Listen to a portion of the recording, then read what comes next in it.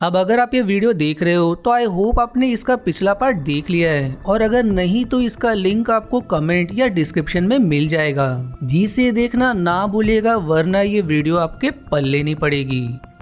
अब एपिसोड 2 की शुरुआत में कैलेडन ग्रह पर एस्ट्रेडिस के एंसेस्ट्रल होम पर पॉल की मां को उसके अंधे हो जाने की खबर से चिंता दिखाया जाता है और वो गर्नी से पॉल के पास चलने के लिए तैयारी करने को कहती है। पर गर्नी उसे हालत के बारे में बताते हुए समझाता है कि अभी उसका पॉल के पास जाना सही नहीं होगा, जिस पर फिर वो अंत में मान जाती है। वहीं पॉल को अपने कमरे में अकेला दिखाया जाता है, जहाँ उसे फिर से भविष्य की झलक दिखाई पड़ती है। दृश्य में उसका बेटा उसे गोल्डन पाथ चलने को कहता है और जैसे ही वो लड़खड़ाकर गिरने वाला होता है, डंकन उसे संभालते हुए उससे उसके परेशान होने का कारण पूछता है, जिस पर वो भविष्य में होने वाली घटनाओं के बारे में बताता है। साथ ही कहता है कि टेलाक्सू के द्वारा डंकन को उसे मारने के लिए उसके पास भेजा गया है। और तभी स्टिलगर कमरे में आकर पॉल को पूर्व सम्राट शेड्डान द फोर्थ की मृत्यु की खबर देता है। वहीं वेंसिशिया एड्रिक को एरिक इससे दैत्यकार कूर्मी को अगवा कर कॉरिनर लाने को कहती है, जिससे वहाँ स्पाइस की नई पैदाशी की जा सके और ऐसा करने से एरिक इसकी स्पाइस पर तानाशाही को समाप्त किया जा सके।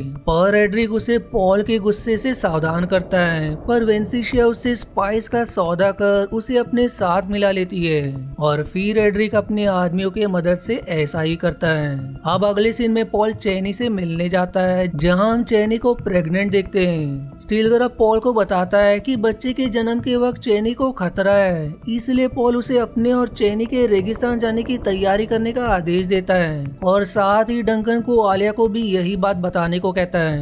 अब जब डंकन आलिया के कमरे में जाता है तो उसे बुरी हालत में देख उसे संभालता है और तभी डंकन को अचानक से बिजाक की झलक दिखाई पड़ती है और ऐसा होते ही डंकन हिल नहीं पाता, क्योंकि बिजाज ने आलिया के दिमाग के साथ साथ उसके दिमाग को भी काबू में कर लिया था। साथ ही वो डंकन के दिमाग में पॉल को मारने के लिए एक ट्राइगर वर्ड भी डाल देता है। आगे वो डंकन से कहता है कि जब पॉल लाचार होकर उसके पास आकर चैनी के मरने की खबर दे, तभी उसे पॉल को मारना है और फिर उसे फिर से होश में लाकर लीचा के साथ कमरे से चला जाता है और उसकी जाते ही आलिया भी होश में आ जाती है और फिर डंकन उसे आराम करने के लिए कहकर वहाँ से निकल जाता है।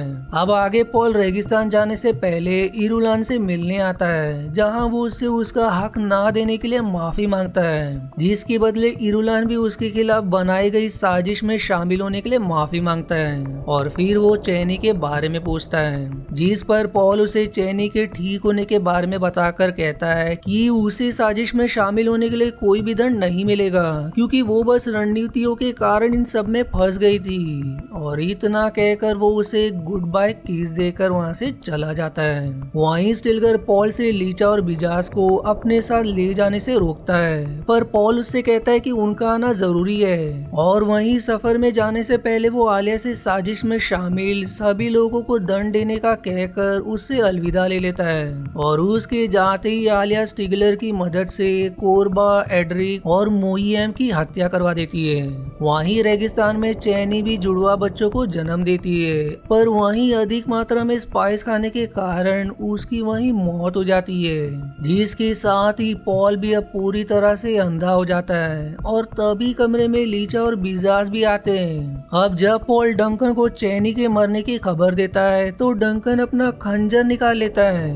वहीं कमरे के दूसरे कोने में खड़े लीचा और बिजास भी डंकन को काबू में कर पॉल की हत्या करने को कहते हैं, पर तभी डंकन की याददाश्त वापिस आने के कारण वो बिजास को ही मार देता है। पर अब पासा पलटता हुआ देख लीचा तुरंत उसी खंजर को बच्चों के ऊपर रखती है और लीचा से साइटल में बदलकर वो अपने असली रूप में आ जाती है और पॉल से गोला पर किए अपने नए आविष्कार के बारे में कहता है। अब वहीं डंकन की याददाश्त वापिस आते देख वो भी हैरान और अपने आविष्कार के परिणाम से खुश था और इसी आविष्कार का लालच देकर वो पॉल से चैनी को भी वापस लाने का दावा करता है, और इसके लिए पॉल को उसके साथ हाथ मिलाना पड़ेगा और अगर उसने मना किया तो उसके साथ साथ उसके बच्चों को भी मार देगा।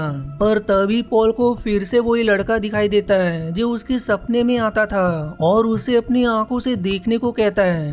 दरअसल ये लड़का पॉल का बेटा ही है जो अभी अभी पैदा हुआ है और उसमें भी अपने अपने पिता की तरह भविष्य देखने की शक्ति है। पॉल भी अपने बेटे की बात मान उसकी आंखों की मदद से साइटल को मार गिराता है और अपने बच्चों को आलिया और डंकन को सौंपकर वो रेगिस्तान में गुम हो जाता है। जिसके बाद सीरीज में कुछ वक्त आगे का समय दिखाया जाता है जहां पॉल रेगिस्तान में भागते हुए अपनी मौत का इंतजार कर रहा है। वहीं महल में आलिया के पास डंकन को दिखाया जाता है जहां वो उसे इसी बारे में बताता है और रेगिस्तान में हम अब पॉल को एक दैत्यकार कुर्मी के पास देखते हैं। तभी फिर इरुलान कहती है कि पॉल तो चला गया पर उसके बच्चे अब भी जिंदा है और उसके खिलाफ साजिश भी करने वाले हैं। अब देखते ही देखते कई साल बीत चुके हैं और उसके जुड़वा बच्चे लेटो और घनीमा अब बड़े हो गए हैं और कुछ ही महीनों में एराकिस के नए शासक बनेंगे। फिर अगले सीन की शुरुआत में लेटा को गुफा के बाहर बैठे हुए दिखाया जाता है और तभी उसके पास एक तितली उड़ते हुए आती है। जिसके पास आते ही लेटो को अपने पिता पॉल की झलक दिखाई देती है जो उससे कहते हैं कि जिस गोल्डन पाथ को वो चुन नहीं सका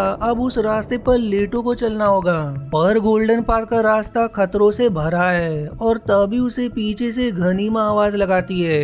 लेटो अब उसे अपने पिता का संदेश के बारे में बताता है जिसे सुन घनीमा थोड़ी परेशान होती है। इसलिए वो कहती है कि लेटो को महल में किसी से भी इस बारे में बात नहीं करना चाहिए जब तक वो उन्हें अच्छी तरह से जान न ले। फिर तभी एराकिस के थॉप्टर आते हुए दिखाई देते हैं जिसे देखते ही लेटो कहता है कि वो थॉप्टर्स उन्हीं को लेने आए हैं और उनके पीछे मायरल उनको देखते हैं। तीनों अब थॉप्टर पर बैठ महल के लिए रवाना होते हैं और फिर रास्ते में इरुलन दोनों को अपनी दादी के सामने कुछ बातों का ध्यान रखने को कहती है और तभी लीटो को आसपास कुर्मी के होने का संकेत मिलता है। इसलिए लीटो अपना थॉप्टर उसी दिशा में मोड़ देता है और फिर कुछ दूर जाते ही रेत से 3 दैत्यकार कुर्मी बाहर निकलते हैं जिन्हें देख लेटो और गनीमा बहुत खुश होते हैं। पर आयरलून के चेहरे पर डर साफ दिखाई दे रहा था और तभी ठीक उनके थॉप्टर के नीचे से एक और कुर्मी बाहर निकलता है जो थॉप्टर को अपने मुंह के अंदर भर लेता है। पर जैसे ही वो अपना मुंह बंद करने वाला होता है तभी लेटो थॉप्टर को तेजी से उड़ाकर बाहर निकल जाता है जिसके बाद इरुलन की हालत डर से खराब हो जाती है। पर वहीं दोनों बच्चे ये देखकर बहुत खुश होते हैं। अब आगे महल में आलिया फिर से अधिक मात्रा में स्पाइस लेने के कारण बुरी हालत में होती है जिसे डंकन आकर संभालता है। यहाँ हमें पता चलता है कि डंकन और आलिया की अब शादी हो चुकी है। आलिया अब डंकन से जेसिका के एराकिस आने का कारण पूछती है जिस पर डंकन उसे समझाता है कि वो बच्चों की दादी है और जब लेटो सिंहासन पर बैठेगा तो वो बस उनके पास होना चाहती है। पर आलिया कहती है कि जेसिका एक पूर्व बेन गेसेरिट है जो अपने अधूरे मंसूबे को पूरा करने के लिए यहाँ आ रही है। वहीं अपने स्पेसशिप में जेसिका और गर्नी आपस में बात कर रहे थे। जेसिका कहती कि एरिकिस की जलवायु अब बदल रही है जिस पर गर्नी उसे कहता है कि स्टिलगर के मुताबिक साजिश करने वाले अब भी काफी सक्रिय है और इसीलिए उसे वहाँ जाना अब भी सही नहीं लग रहा। जिसके जवाब में जेसिका कहती है कि उसे भी इस ग्रह पर आना पसंद नहीं क्योंकि यहीं पर उसने अपने पति और बेटे को खोया है। अब आगे हाउस ऑफ कोरिना में वेंसिशिया अपने सेनापति त्येक के साथ पालिम भाषा द्वारा प्रकाशित किए हुए शेरों का अभ्यास देख रही थी जिन्हें पॉल के जुड़वा बच्चों को मारने के लिए प्रशिक्षित किया गया था। पालिम भाषा इन शेरों को एक रिमोट से कंट्रोल करता था जिसका ट्रांसमीटर उनके गले में बंधे बेल्ट में था।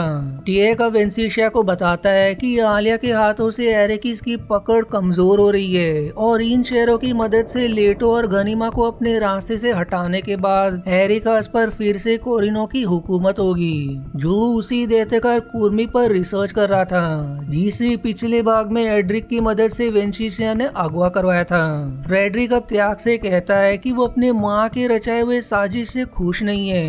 वहीं एरेकिस के महल में आलिया लेटो और गनीमा को अपनी दादी जेसिका से अपने पिता के संदेश को बताने से मना करती है और साथ ही उन दोनों को सावधान भी करती है कि उनकी दादी एक पूर्व बेने गेसेरिट है और इसीलिए अपने समय से पहले जन्मे बच्चों के लिए उनकी सोच भी नकारात्मक है। पर दोनों इस बात के जवाब में कहते हैं कि हो सकता है कि वो सिर्फ हमारी दादी के रूप में हमसे मिलना चाहती हो ना कि एक बेनी गेसेरिट की तरह। जिसे सुनकर आलिया उनसे नाराज होकर चली जाती है और यहीं पर ये एपिसोड समाप्त हो जाता है। अब अगर आपको इसका अगला पार्ट देखना है तो इसका लिंक या तो आपको कमेंट या डिस्क्रिप्शन में मिल जाएगा, और अगर नहीं तो इसका अगला पार्ट मैं जल्दी पोस्ट करूंगा, इसलिए मेरे चैनल को सब्सक्राइब करना ना भूलेगा ताकि आपसे अगला एपिसोड ना मिस हो।